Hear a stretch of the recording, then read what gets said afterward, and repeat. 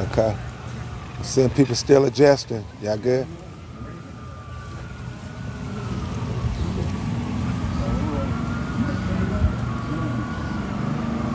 Ready? Okay. Good morning. I'm Attorney Ben Crump, and I am here along with Congresswoman Sheila Jackson-Lee and Congressman Al Green. We're standing with the brother of George Floyd, Rodney Floyd, and the nephew of George Floyd, Brandon Williams.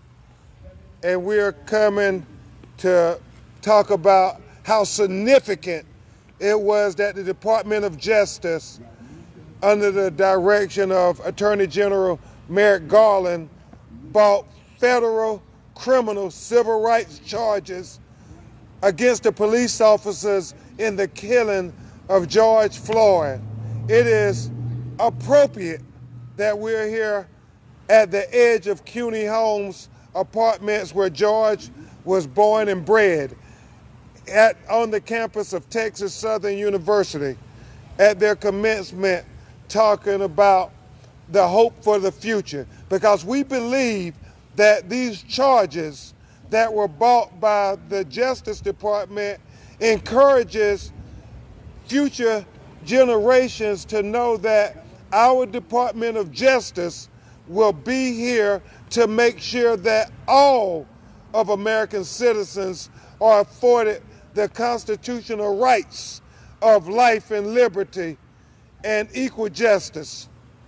The fact that George Floyd's family was very grateful when Attorney General Merrick Garland called them to notify them, Congresswoman, that they were bringing these indictments for the criminal civil rights against those officers for what they did to George Floyd. And it was very evident the first time you watched that video that they had violated the constitutional rights of George Floyd. Because at the very basis of our Constitution is the promise of constitutional rights to life and liberty and the pursuit of happiness. And you knew watching that video that they had violated George Floyd's constitutional right to life when they prevented him from taking a breath for 9 minutes and 29 seconds while those officers kept their knee on his neck and on his back. And so when you think about this indictment, you think not just about George Floyd, but you think about the message this sends to other marginalized minorities who believe they were denied their due process, that they were denied their day in court.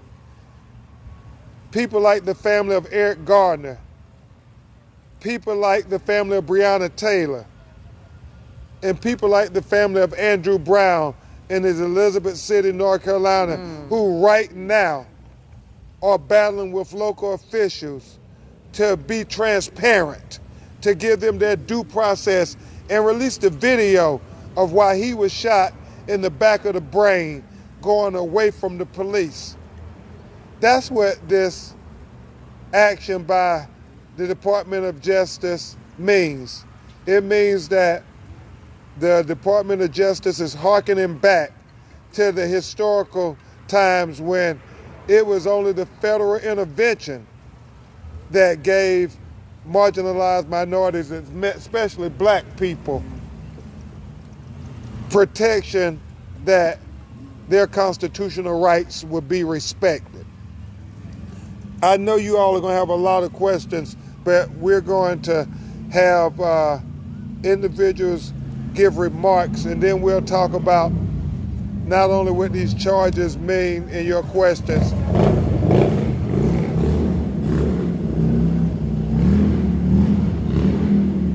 but also what the additional charge against Derek Chauvin for kneeing and brutalizing that 14-year-old baby, what that means.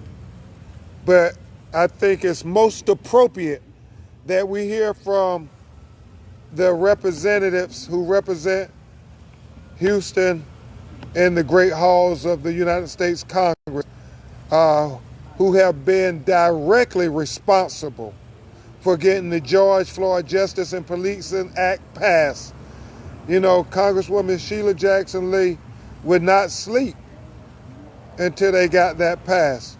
Congressman Al Green was steadfast in their commitment to say that we have to have meaningful legislation passed because Rodney's brother and Brandon's uncle, blood is on that legislation. So without further ado, I give you first my friend, my leader, a great stateswoman.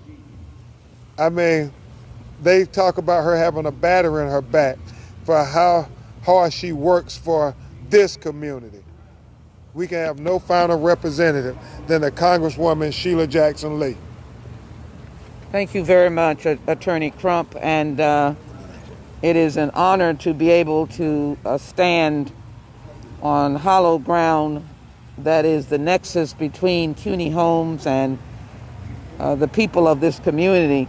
There is great history. And first I want to thank Attorney Benjamin Crump for providing the most significant and powerful message to the 2021 graduating class that was just heard a few minutes ago. I want to thank America's family, Brandon and Rodney, the George Floyd family that has suffered pain but has blessed us with their generosity and their fight. And my colleague, the Honorable Al Green, for his collaboration and fight. Black people have had to depend in the course of history on outside forces other than themselves. The entire 20th century, in the backdrop of the freedom given in the 19th century, should have been the assimilation of black people into the culture and history and laws of this nation. It did not happen. We continue to suffer at the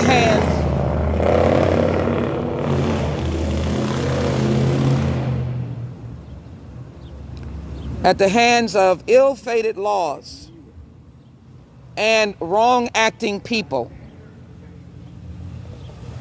devastating conditions that resulted in our death. The most recent was our civil rights movement, when so many civil rights soldiers, if you will, died in the fight for justice. It was the Justice Department that allowed Martin King and John Lewis to march from Selma to Montgomery. Today, with Attorney Crump, my colleague, the Floyd family, we announce that the Department of Justice is open for business. Amen. And lives will be saved. I was stunned. I was moved to tears when the federal indictment came out, because I've known the mothers of Eric Garner, Trayvon Martin, Tamir Rice, and others who suffered without justice. This indictment is again to raise up the specter that the Constitution has a right and role in the violence against innocent persons, and you cannot engage in bad police conduct under color of law with impunity and get away with it. Amen. I want to make this point. This is about police misconduct, bad conduct. Because as we commemorate this month that honors law enforcement, we will not be tagged and tainted with an opposition to the laws of this land. But the indictment was so visual as it indicated that Officer Chauvin in particular was willful. And the reason, of course, is because at the end of 6 minutes, when it was apparent that George Floyd had no more life, Officer Chauvin did not move him, did not take him from his prone position, did not unleash him, did not seek to give medical care. And the indictment is a glaring statement that you cannot act under color of law. You cannot violate the civil rights. You cannot violate the Constitution when it comes to a fellow human being. That is where we are today. And it is the persistence of attorney Benjamin Crump not giving up on these cases that made General Garland, in the immediacy of his confirmation, to go and begin this process. This is not an easy process. A federal grand jury is not easy. And so in addition to Officer Chauvin, they've indicated that constitutional rights of George Floyd were violated by the other officers because they failed to render aid. Please understand, this is embedded in the Constitution. That's the distinction between the state cases and now the federal cases, which do not negate the state cases, and the state cases cannot negate the federal cases. Amen. The other counts, of course, included, shocking to us, painful to us, that a teenager was grabbed by the neck, hit in the head with a flashlight, and then kneed in the back. Thank God he lived. But he too provides number one and number two counts. So where we are today is, as Attorney Ben Crump said, we have given light and hope to other families who have languished without relief. And I'm going to step a little bit out of my boundaries. Because, Rodney, I know the mothers that you have met. You have seen how often Eric Garner's mother comes every time. Yes, ma'am. And so I'm going to raise the question with the Department of Justice as to revisiting cases like Eric Garner, Tamir Rice, cases that have language. Trayvon Martin. Most of you think differently from me, but Trayvon Martin was under color of law because Mr. Zimmerman said that he was on a civil patrol. He was under the jurisdiction of a governmental entity. So this opens the door for at least having the ability to bring these cases to the Justice Department and ask for reconsideration on new facts, new precedent in the law, new understanding of what happens when you're in need, new understanding about a teenager's fear, like Trayvon, a young boy in the dark of night. These cases should be looked at, and others. And so I am grateful for this indictment because it means that as a member of Congress, I have no influence on the DOJ, but as a member of Congress, I can bring facts to the DOJ. And the DOJ now will look at those facts and make their own credible, independent decision. That is a sense of hope. Yes. That is a sense of hope. Yes. Even for Robbie Tolan, Yes. right here in Houston, Texas. So thank you to a now open DOJ. Knock, knock. The door is open. How grateful we are. This is a major, major decision. Thank you so much, Congresswoman, for proclaiming that the Department of Justice is open. That is profound. Now, we will hear from her colleague, the great congressman who also hails here from Houston, Texas, who has been a stalwart in the fight for justice for George Floyd, Congressman Al Green. All right. Here. Thank you very much, Attorney Crump. Friends, the winds of change are blowing across this nation. The winds of change are blowing across the country as a result of one man whose daughter has said he would change the world, and that is exactly what's happening. Amen. The winds of change are blowing. They're blowing because we have Attorney Crump. I can say to you without question, reservation, hesitation, or equivocation, he is the Thurgood Marshall of this generation. Because of his courage. He's got the courage. There are many other lawyers who see these injustices, but they don't have the intestinal fortitude. What Malcolm X called the chitlins, to just stand up. To stand up against injustice. Amen. The winds of change are blowing because of Keith Ellison. Yes. Keith Ellison, the Attorney General. Make no mistake about it. For us, states' rights have been states' wrongs. Wow. We have always depended on the federal courts. We've always believed that if we could just get to the federal court, we could get justice. Yeah. Yeah. Keith Ellison stands there with us in the state level. Yeah. We now see the winds of change. Yes, sir. The winds of change are blowing because that jury returned a guilty, guilty, guilty. There are many times when evidence was there, but the jurors didn't have the courage. Didn't have the courage. The winds of change are blowing across this country. The winds of change are blowing because Jackson Lee refuses to let the George Floyd Justice and Policing Act go down in flames. She's still fighting. Amen. Still fighting for it. Amen.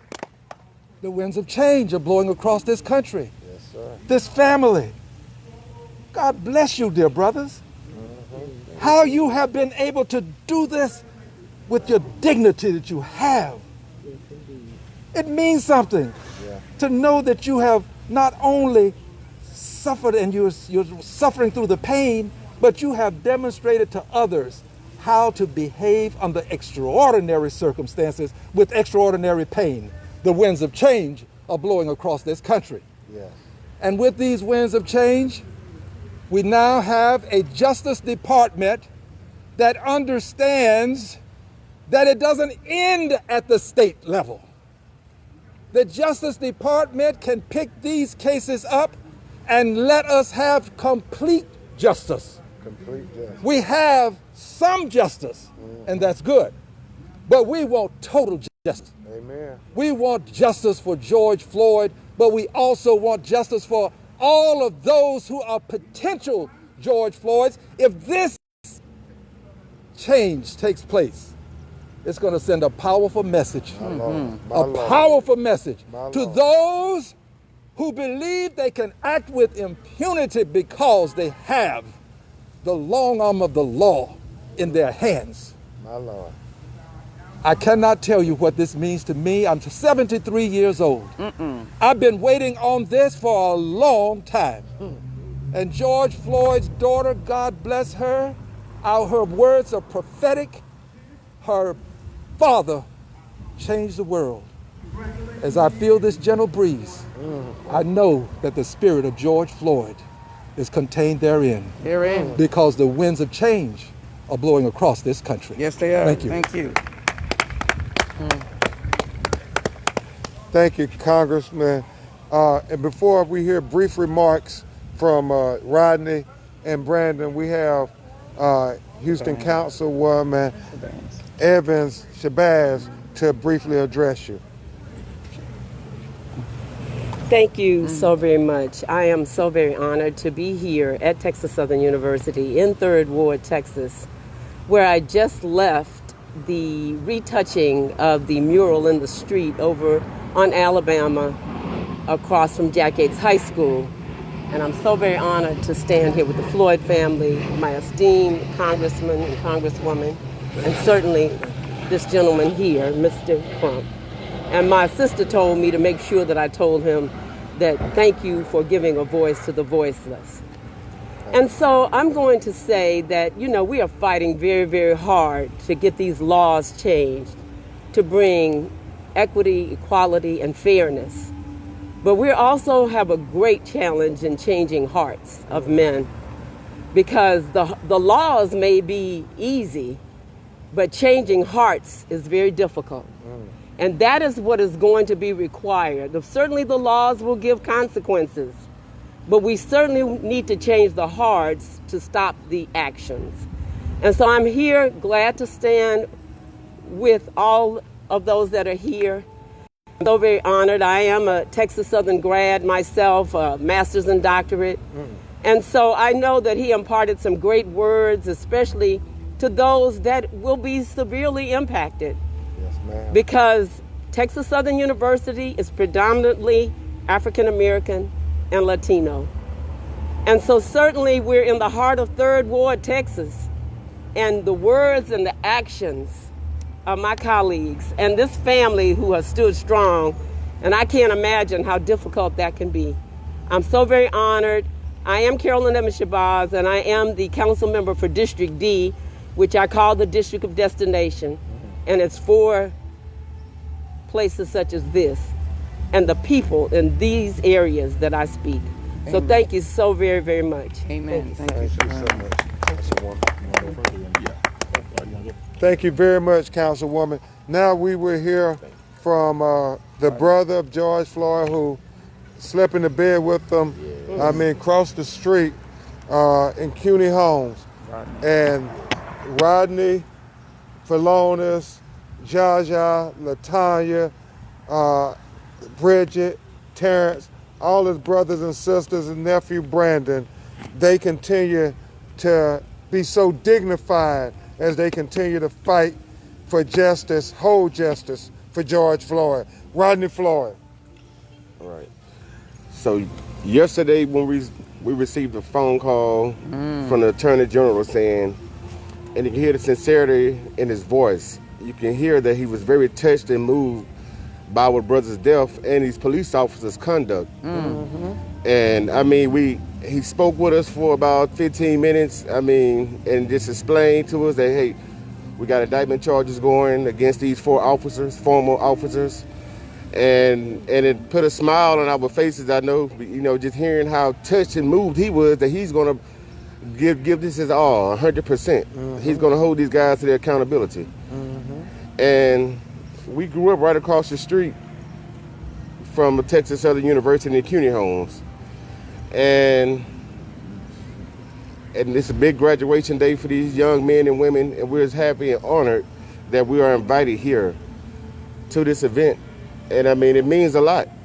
Walking through this campus brings back memories of passing through here as a child, as well as when I registered here when I was trying to enroll. It ain't too late. Oh, it's never too late. But I mean, honestly, seeing these faces of these wonderful men and women getting ready to go out into this world, they just spent a lot of time studying and training for what they're about to do. And they're stepping into the world of 2 justice systems, one for black African Americans and one for the white folks. And this right here is going to be very hard for them because this moment they all celebrating happy smiles with their family and wanting to go out into this world and do what they've been wanting to do and training and going to school for, but it's going to be a lot of obstacles ahead of them. But they do know that. And it's just, but it's a beautiful thing. They in good troubles, we all in good troubles together. Okay. And Congresswoman Sheila Jackson Lee's been here for us every step of the way. Yeah. Brother Al Green, every step of the way. Mr. Bass, every step of the way. They one phone call away. They call us, give us advice. They tell us repeatedly, our phone lines are open. They know this road. They know this road better than the Floyd family know this road, me and my brothers' wives. They've been down this road. They've been fighting so long. And Mr. Al Green said it best, 73 years old. He's been waiting for a moment like this. And unfortunately it had to come and we all had to meet in my brother's death, but we definitely would have met eventually anywhere it goes. But the fight these men and women have in them, hey, we're gonna keep on fighting for our people, for equality. Yes, sir. Good job. Thank you, guys. Thank you. Good job, brother. And Good job. Good job. And now you will hear from a young man who talked to George on a daily basis because George was like a father to him. Mr. Brandon Williams, his nephew. Brandon. I just want to say thank you to everybody that's up here standing with us. Congressman Al Green, always there. We appreciate you, as well as Mr. Bass. I call Miss Jackson Lee auntie. She's always there. Random texts, 2 in the morning some nights. Always there. Even comes to eat with the family. So she's definitely a part of the family. But we appreciate everything that you do. And of course, we call Ben the Michael Jordan of civil rights. Come on now. That's what our family calls him. Yeah. Always there. Yeah. Always hard working. Always on the front line fighting for the cause. I think everybody around the world appreciates you. So thank you, brother. Love you, brother. But on a lighter note, it feels good to be here. We grew up right across the street in the Keung homes. That's where we were raised. We were a big family. I grew up with Rodney, and George was always like a father figure to me. We slept in the same bed, and there was a lot of play fights and things of that nature. So it's real significant to be here, right at home. Yeah. But I think the main reason we're here for yesterday on that call, it meant the world. We were very grateful for it. If you saw that video, it's self-explanatory. We all know that it was a murder and a torture in broad daylight. Yep. We all know that the civil rights were violated. But for some reason, with video footage, evidence, and everything supporting exactly what we saw, we somehow never get these charges. And for what reason? That's to be, that's to be identified later. But we are grateful. In other situations, you see similar things and no charges are brought. I'm gonna go back to the day we heard the guilty verdict. Yeah.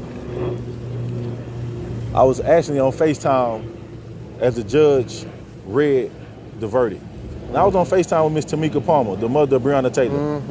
And it's one thing that stuck out about that conversation, well, two, the fact that she cried, and she cried really hard for us. Wow. We're connected with them, but as the judge read the verdict, she said that she was happy for us. She said that I'm happy for y'all. And I stopped her, I told her, no, you're happy for us. This is a moment for America. This is a moment for you too. This gives you hope. And she said that. She said that she had hope. That she was proud because, what happened to her daughter wasn't right. And we're still fighting for charges for Breonna Taylor. Yes. So, in a sense, this was for America. And immediately after the guilty verdict, we held a press conference similar to this. And one thing that stuck out to me was something I said, and I never rehearse or write down anything I say. And my exact words were, so when I say today is a pivotal moment, it's a chance for America to take a turn in the right direction and right a lot of wrongs so that we don't keep adding to these names. Come on. That's right. Thank you, Brandon. And when I said that, that's exactly what I meant. It shouldn't be another George Floyd. I lost a man that was like a dad to me. He was also a father to children. He has an 8-year-old daughter. Yeah. He has brothers that, they would just love to call. A lot of days I find myself having tough days, and I usually call him just for life advice or to just laugh about a sports game, and I can't do that. No family should go through what we went through. It's unacceptable. When is it gonna stop? Amen. But this gives us hope.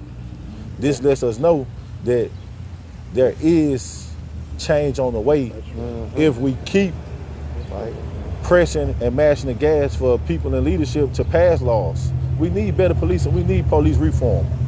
It's no way that the color of your skin or your race dictates how you are policed when in police custody.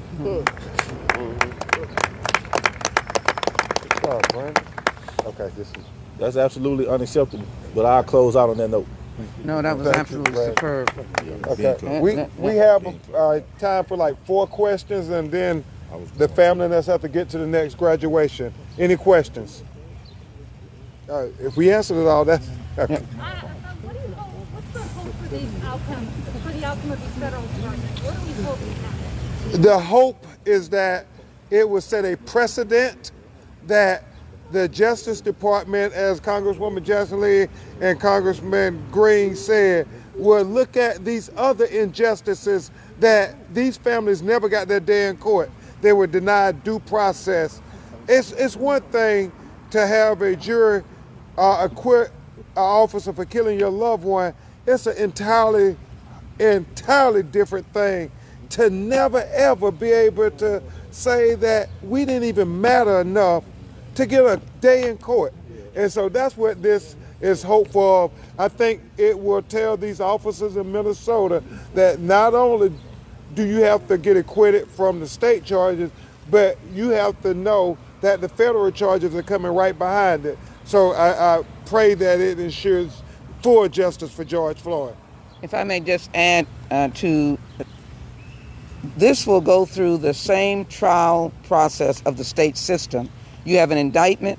There will be a trial before a federal judge, and they will have to subject themselves to a jury and or a judge trial, tried by the most powerful law firm in the nation, and that is the Department of Justice. And that's what we have not had. We have not had that powerful arm of the federal government holding the Constitution, standing by the flag, when we've had to go into the court to be able to have our rights addressed. It happened in the civil rights movement. It has not happened for a long time. And the last thing, I wrote this week about profiles in courage. I hope it means that we'll pass the George Floyd Justice and Policing Act in Washington, and they'll pass it in Austin and name it after George Floyd. Amen. Last question, because we got to get to the graduation. Anything? Floyd's family. Very briefly. Was that phone call expected at all from the AG, or was it just about time? We had a little, we were updated and notified like an hour before. We didn't know. It came out of left field, but we were very grateful and excited.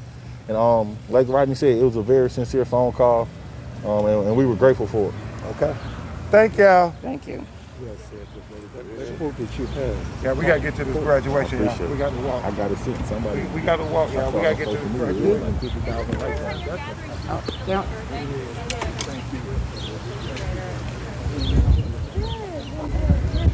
Sorry, you know, I just...